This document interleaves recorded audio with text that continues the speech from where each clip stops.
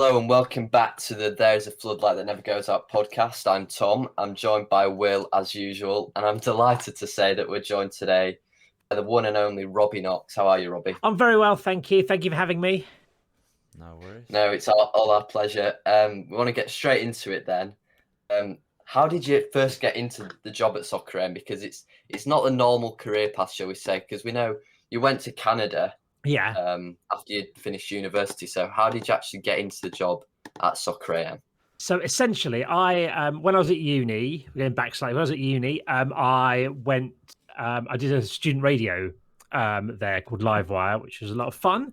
The time before podcasts, you had to go and do something like that if you wanted to do something Right, yeah. media-y.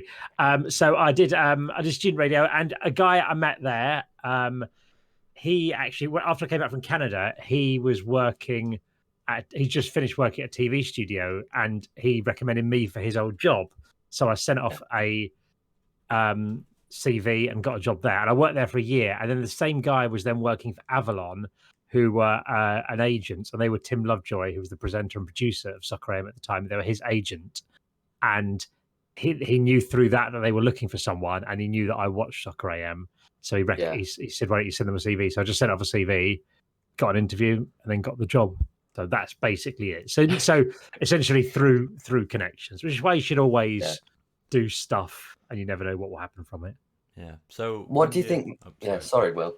When you got your job at Soccer AM, what was your kind of initial role in? So first role I had, I think, was called Production Junior. Yeah, Production Junior was the first thing, which was an unnecessarily demeaning job title. But I essentially, I mean, Sky had slightly weird job roles. Essentially, what I was doing was all the sort of props and costumes and stuff for the show, because we had quite a lot of characters that people would play on the show. So that was the majority of stuff. There were a few other bits like replying to letters and stuff like that, and organizing stuff.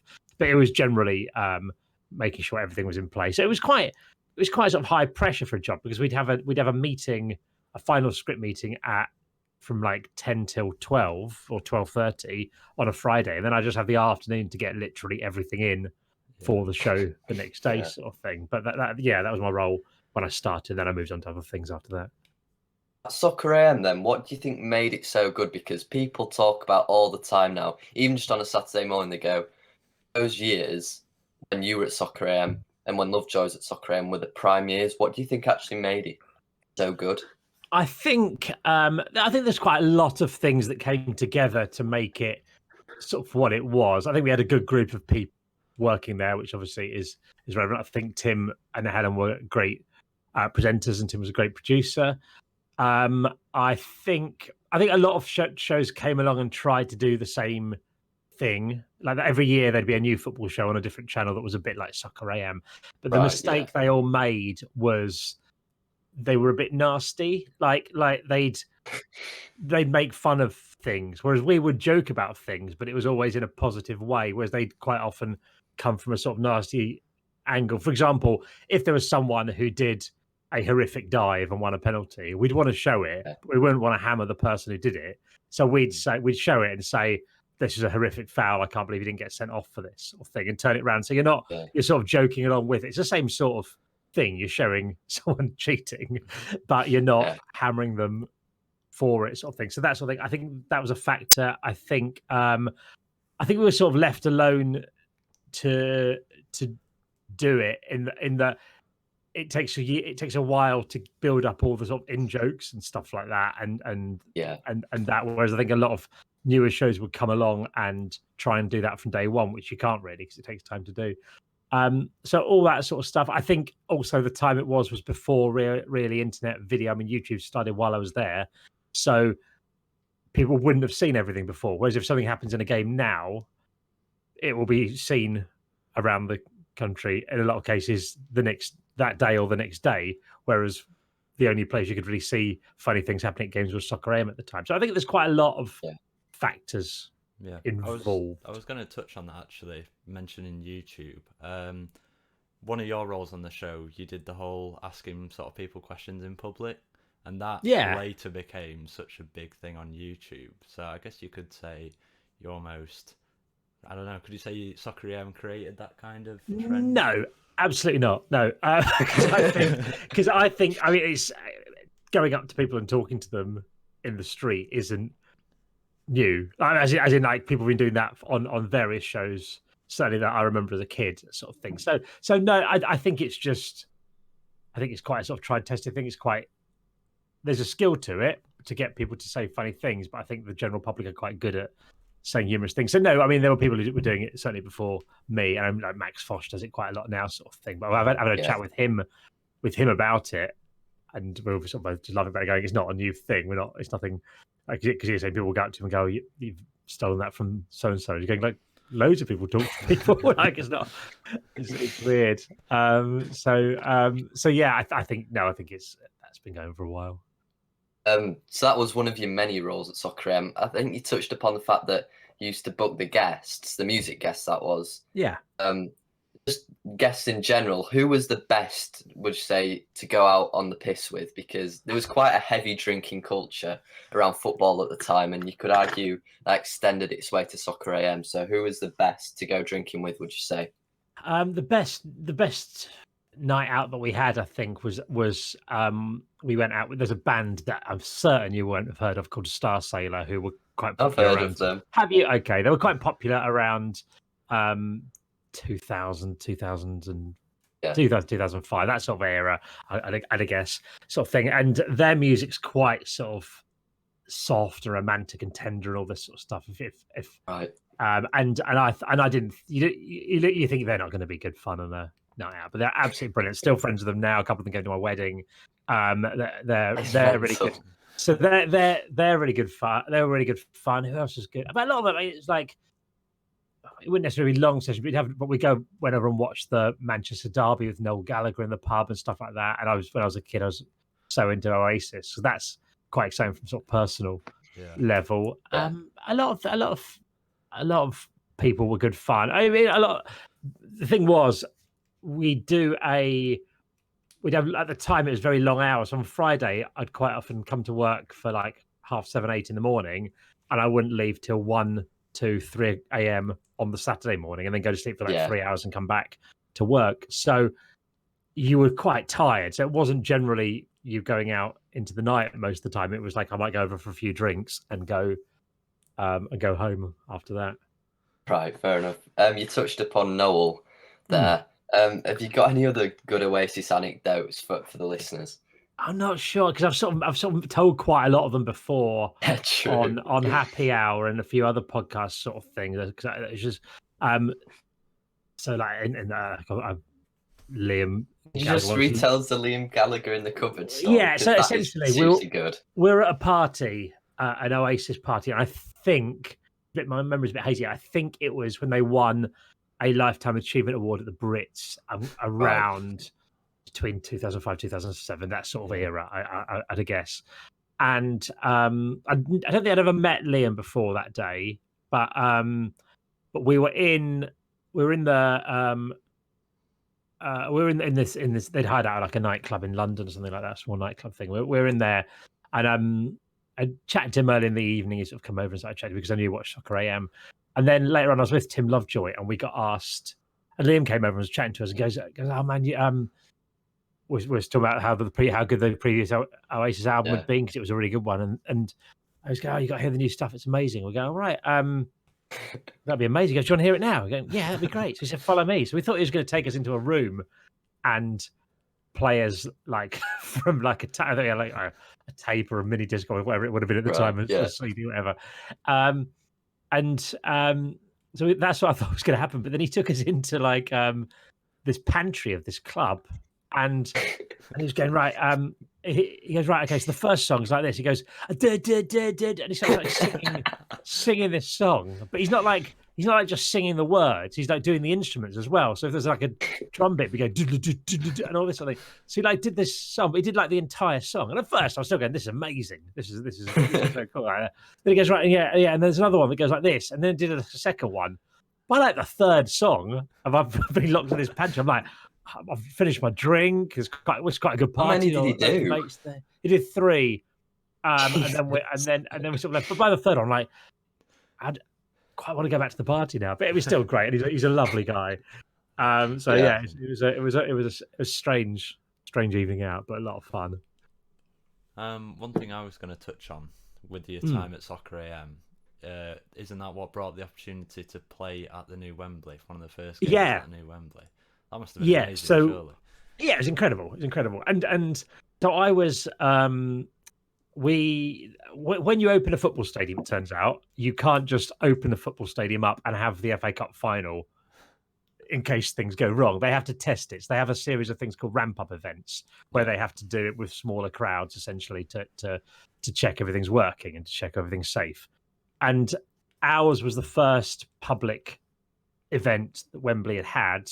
Like I think they'd had like people playing on the pitch, stuff like that, and testing that sort of thing. But it was the first time they'd opened it public. So they gave like 20,000 tickets away to local people to come along and watch this this tournament. There were like 3 teams. There was a Soccer AM team. I think there was like maybe an Umbro team or something like that. And it was loads of ex-players and sort of celebrity types. So we had our Soccer AM team. We had like various people playing for Serge Kasabian and I'm trying to think who else. Ralph Little. Literally can't remember. I got a photo somewhere. A few guys from Kasabian, a few musicians, a few actors, stuff like that, and ours, and some footballers as well. And I was a little bit nervous because I was in goal, and I played like Sunday League in goal, but I'm by no means like exceptional at football. Right? It's a bit nerve-wracking, and it's a position you can quite easily humiliate yourself in goal if you do something terrible, sort of thing. So it's not, if you're like winger, it's quite hard to have an absolute shocker unless you like miss an open goal or something like that. But you can easily have like a quiet game and be fine. It's a bit nervous, and John Aldridge was on our team. He used to play for Liverpool, and he was one of my heroes growing up. So that was amazing. And before the game, so we'd finished Soccer AM because it was a Saturday afternoon. They played, so the other 2 teams played a game first while we were arriving. So we got a coach, and it was amazing because you get in there and you've sort of, for the last little bit, you've got like the sort of, I don't know, like sort of police escort, but you've got sort of like security sort of escort into the ground, and you go in. The coach goes like under the stadium into like this sort of underground tunnels that they've got under Wembley, and then you can walk from there. You get sort of dropped off right outside the changing rooms. So we're in the sort of changing rooms, and John Aldridge sort of, it was one of my heroes, goes, "Do you want me to warm you up, Robbie?" And I'm like, "Yeah, okay." And I'm like, I don't really know what this means. Is he going to like give you a massage? Is he going to like do stretches or what? So he just basically, there was a little warm up room out the back of the changing rooms, which was just AstroTurf, and literally in a room, and he would just ping balls at me to catch, sort of thing, for like about 5-10 minutes, and I was going, hey, if like 15-year-old Robbie could see me now with like John Aldridge like pinging balls to me before I play football at Wembley, he'd be going, what has gone on, sort of thing. So it was unreal. We got to go and play. It was just incredible. Yeah. Didn't you keep a clean sheet as well? No, I don't think we played 2 games. No, I didn't, but I won. We won the tournament, so I was the first goalkeeper to win a trophy at the new Wembley Stadium. But I think I conceded in both games. It was very fun. I remember at one point there's like a goal scramble. I was so out of position, like trying to get the ball, that I'd come right on 6-yard box, sort of thing. In this, I remember Mark Bright just turning around, looking at me, and bursting out laughing, going, "What are you doing?" I go, "I don't know, mate." But it was a really good fun day. I made a few decent saves. Saved like some one-on-one against Simon Jordan, who was Crystal Palace chairman at the time. So yeah, it did all right, I think. And am I right in saying you were lucky enough to go to the Champions League final in Istanbul? Yeah, so I've been to 3 Champions League finals when I was at Soccer AM. I went to the one that Arsenal lost to Barcelona in Paris. Yeah. Went to the Liverpool one in Istanbul, and I'm a Liverpool fan, so that was obviously amazing. And we went to the Liverpool ones in Athens where we lost to Milan, so that was less amazing, but still, still a nice trip out. But yeah, Istanbul was incredible. Yeah, I imagine so. Well, I think I might be wrong in saying this, but you know, at Istanbul, in that same week, is it true that you went on a ride with Steven Tyler of Aerosmith? No, not exactly. I know what you're saying. When we were in, I know where you're getting. When we were at the Champions League final in Paris, we were staying for some reason at Euro Disney, because I don't know why PlayStation took us out there, and I don't know if that's where they get hotels. So we had the Champions League final, but the day before we went to Euro Disney, and there was an Aerosmith ride there, and me and Sheephead went on this ride, and it's amazing. If you ever, I don't know if it's still there, I presume it is, but if you ever get a chance to go to it, go on this ride, because it's, while you're queuing up, there's like a video of Aerosmith, and it's the most phoned in acting performance you'll ever see. They might as well at the end of it have gone, can we have our bag of money now, please? Because they're basically, there's some kind of premise about what's happening on it, and it's rubbish. Like, I can't remember what it is, but it's so lazily written that they're just basically just stood around just talking. It's amazing. It's so good to see. But we went on this, and it was a great ride. We went on it quite a few times. And anyway, so at the same party, the one with the Liam Gallagher party, the Oasis one, I was sat at a table. It was me, Sheephead, and Liam, and this woman came, or I thought it was a woman, came and sat down next to us and chatted to Liam, and they sort of looked over and go, "Oh, that's not a woman, that's a long-haired man. It's Steven Tyler from Aerosmith." And Joe was next to him, and Joe loves Aerosmith, and this is Joe worked with at Soccer AM Sheephead, and he had one chance to speak to Steven Tyler. He went, "Hi, Stephen." He said, "I'm Joe." He goes, "I went on your roller coaster at Euro Disney." I went, "Neat, isn't it? Me and Joe Perry went on it 37 times." That's quality. Great, yeah. So obviously you mentioned going to Champions League finals. Did you go to much football, just in general, either as a kid or? Yeah. So I'm a Liverpool fan, but basically I grew up in an island in Kent, and then my mates supported Liverpool, so I started supporting them. But then once you find out where Liverpool is, a few years later, you're like, that's very inconvenient. So I couldn't really go. I'd go occasionally, but I couldn't really regularly go to Liverpool. So I started going to Sittingbourne, or my local non-league team. So I went to them for a few years, and season ticket, I think, and went to like most games at home and occasional away games. So I used to do that, but now, like, international football, I've decided is my level, because I'm never going to go to Anfield or any other team every weekend, because I've got too much stuff on. It takes up too much time to go week in, week out football for me. Even if it was round the corner, sort of thing, I don't think I could commit to it. But my family are all from Scotland. I'm a Scotland fan, and I can go to like 3 home qualifiers a year, because that's all there ever is at most, sort of thing like that. Scotland never qualified for tournaments until now, so it's never really been tested. I have to go to anything, so I'm kind of in this position where I sort of tend to. I mean, not in the last few years, obviously, because COVID, and before that, we just had a child, so I couldn't go up. But generally, I'll go to most Scotland home qualifiers. That's right. Great. And just in general, being a Scotland fan. England, and obviously most people would presume that you'd support England national team, but what is it like having to suffer through Scotland? They have been a truly terrible football team for the past 20 years.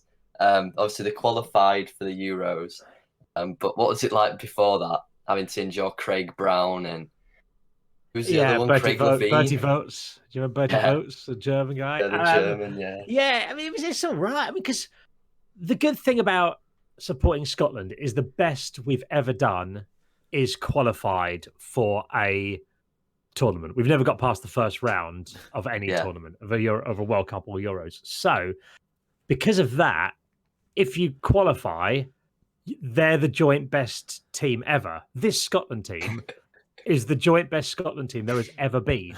And because most of the time you're there or thereabouts up until the end, you're kind of like, you've got a chance to be the equal best team ever. So like, people are saying to me, "Oh, how do you think Scotland are doing the Euros?" I'm like, I don't care. It doesn't matter. We're the best team ever.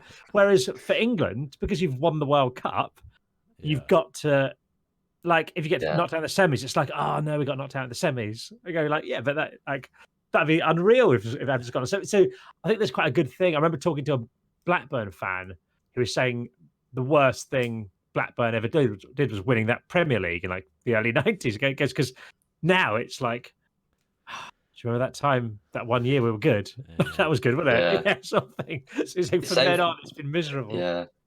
It's the same for me and Will, because we're both Barnsley fans. So we're doing really well in the Championship at the minute, but we're in and around teams like Bournemouth who expect to be in the Premier League. So when we're doing well, it's like, this is unbelievable. It's good to support a crap team, I think, because it makes the highs higher. And I think I'm lucky in a way that I've supported Liverpool and Scotland. So I've had the winning the Champions League games, and I've also had the conceding, losing to San Marino games, sort of thing like that. So there's a bit of there's a nice sort of mix, because I think there's good things in both, isn't it? Like, I know some of the most exciting I've been at football games was like watching Sittingbourne like win in the FA Cup qualifying round, something against Dover. Have been some of the best nights I've had at football, sort of thing. So, so I think the good thing about football is that you've got this sort of, whatever level you're at, there's exciting things happening, sort of thing, and there's different targets. And it doesn't have to be winning the Champions League or the Premier League, sort of thing. It's whatever your level is at the time. Yeah. So I guess to sort of finish off, you recently entered the world of YouTube and Twitch. So I guess what kind of inspired you to start up your YouTube channel and get that first video out about your amazing life? So YouTube, I've got so YouTube, essentially I was at, there's a guy called Will Brazier who works for he's a presenter who does like stuff on Sport and a few other sort of things. He does this Sky, I can't remember what the cool Soccer Saturday on the internet is. I can't remember what it's called now. But he does a lot of things does a lot of these sort of things. And we were at Watford's training ground doing something with Troy Deeney. I was filming for him, and he was saying, you should do a YouTube channel. And I was like, and I knew, I was mates with Jack May, and I knew the odd other YouTuber occasionally that I'd met, sort of thing. But I didn't watch YouTube beyond Jack. I didn't watch any YouTubers. Didn't know who any YouTubers were really. Yeah. And because I'd go on YouTube if I needed to fix a smoke alarm or something like that. I'd go on and find out, how do I do this sort of thing. I wouldn't go on it to watch people. Yeah. But my view was that it was for younger people, essentially. I was like, okay, so if you're in your teens or 20s sort of thing, those are the people who watch YouTube. But my friend Will said, so I said to him, I said, I think I'm probably a bit old for it. And he went, he said, I don't want to be rude. He said, but it's, I know what it's like being 18 and starting uni, because every September there's 10,000 vlogs about being 18 and starting uni. He goes, I don't really know what it's like being middle-aged, if you know what I mean. So I said, so I thought, okay, so I'll do, I thought, well, I'll do a video a week for 6 months and see if I enjoy it. And then, because I think you've got to commit to something properly. You can't just do a little bit and go and judge it on that sort of thing. So I did that, enjoyed it, and just carried on from there. Great stuff. Well, in terms of the Twitch, I think the Football Manager is really interesting, because if you go into them Twitch streams, it's almost as if you are at a game. It is ridiculously fun. It's a lot of fun. It's a good game to do on it, because you don't have to, if you're doing it, if you're not trying to be a pro at Football Manager. Like, there's Football Manager streamers who are there because they're great at Football Manager, whereas that's not really the angle we're going for. Yeah. But the I was going to say, it's quite an easy game to stream, in that you can pay attention to the chat and build that sort of community and get that atmosphere going. And I think the one thing I'm really good at in life is, I'm not necessarily the greatest cameraman or editor or whatever sort of thing, but I'm very good at telling a story, and I've done a lot of work, a lot of reading and learning about how to construct stories and all that. So I think that's another thing that Soccer AM was good at. It got that sort of gang mentality that felt like you're in a sort of club sort of thing. So I think I'm quite good at building up a sort of community and creating the narrative for what's happening. Like you can sort of, there's so many little things that are going on it, like player redemption arc sort of thing. Someone who's become good, this youngster that you might have bought in, or someone that you hate, or all this sort of thing. So you can quite often build up. We've been lucky to get quite a few cup finals, but yeah, it is exciting. Particularly if there's a big game, what we will do is we'll watch the entire match, the full 90 minutes at normal speed, sort of thing, of an evening, like on a Friday night, and everyone will watch it. And I was on at the weekend. I was a guest on the panel of the Streamer Showdown, which is, like, for those who don't know, is like this big Football Manager tournament where all big Football Manager streamers compete to win this sort of thing. And the way they do the games, it's like games, and they're sped up. Like the players go faster than Yeah. they would, sort of thing, and the games are can be over quite quickly, and it works for what they're doing. But I think I'd much rather have this sort of immersive thing where you're watching a full 90-minute game. What I'd love to do, but it wouldn't work because they bring out a new game each year, is what I've thought about doing in the past is do a Football Manager season in real time. So if there's a game on a Tuesday night, we stream it live on the Tuesday night sort of thing, and just go from there. I think that would be really good. Which I might look at. Maybe we'll look at doing next year. I don't know. I'll consider it. But we'll. But yeah, there's a lot of different ways you can do it. But yeah. So I've really enjoyed the Football Manager thing, and I think I like having that big fun atmosphere during it and everyone getting involved. Have you got anything to add, Will? No, I think that wraps us up nicely, actually. So thanks very much, Robbie, for coming on. We really do appreciate it. Not a problem. Thank you very much for having me. I hope this gets you a star in your A level. I'm sure it will. Just send it to me if they've got any problems with that. We will do. Yeah. All right. Thanks for listening, guys, and we'll see you at a later date. Brilliant.